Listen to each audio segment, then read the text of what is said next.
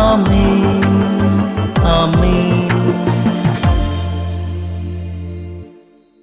യേശുവിൻ്റെ ഏറ്റവും പ്രിയമുള്ള കുഞ്ഞെ, 2 കൊറിന്തോസ് 13:5. ഒരു പരീക്ഷ നമ്മളെല്ലാവരും എഴുതണം. ഇഷ്ടമുണ്ടെങ്കിലും ഇല്ലെങ്കിലും, എഴുത്തറിയാമെങ്കിലും വായന അറിയാമെങ്കിലും ഇല്ലെങ്കിലും ഒരു പരീക്ഷ നമ്മളെല്ലാവരും എഴുതണമെന്നാണ് പൗലോസ് പറയുന്നത്. 2 കൊറിന്തോസ് 13:5.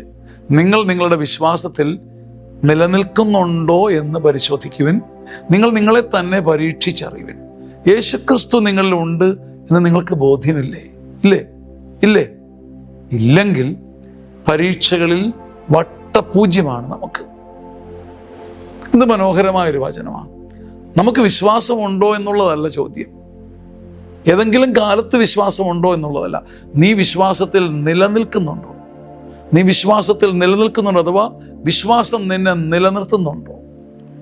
ജീവിതത്തിൽ പിടിച്ചു നിൽക്കാൻ വിശ്വാസം നിനക്ക് കെൽപ്പ് തരുന്നുണ്ടോ? നിനക്ക് ഏതെങ്കിലും ഒരു വിശ്വാസം ഉണ്ടായിരിക്കാം, ദൈവമുണ്ടെന്നും അവിടുന്ന് യേശു കർത്താവ് ഉയർത്തുമെന്നും ഒക്കെ ഞാനും നിങ്ങളും വിശ്വസിച്ചേക്കാം. പക്ഷെ ഈ വിശ്വാസം സങ്കടങ്ങളിൽ വീണു പോകാതെ നിന്നെ പിടിച്ചു നിർത്തുന്നുണ്ടോ? നീ വിശ്വാസത്തിൽ നിലനിൽക്കുന്നുണ്ടോ? അങ്ങനെ നിലനിൽക്കണമെങ്കിൽ എന്ത് വേണം? യേശു കർത്താവ് പാവപ്പെട്ട എന്നിലുണ്ടെന്നും അവിടുന്ന് എന്നെ താങ്ങുമെന്നും മറിച്ചിടാൻ പറ്റാത്തൊരു വിശ്വാസം വേണം. അങ്ങനൊരു വിശ്വാസമില്ലെങ്കിൽ പരീക്ഷയിൽ എമ്പണ്ടേ വട്ടപൂജ്യമായി. ജീവിതത്തിൽ വിശ്വാസത്തിൻ്റെ കാര്യത്തിൽ വട്ടം കറങ്ങുന്നവരാണോ നമ്മൾ?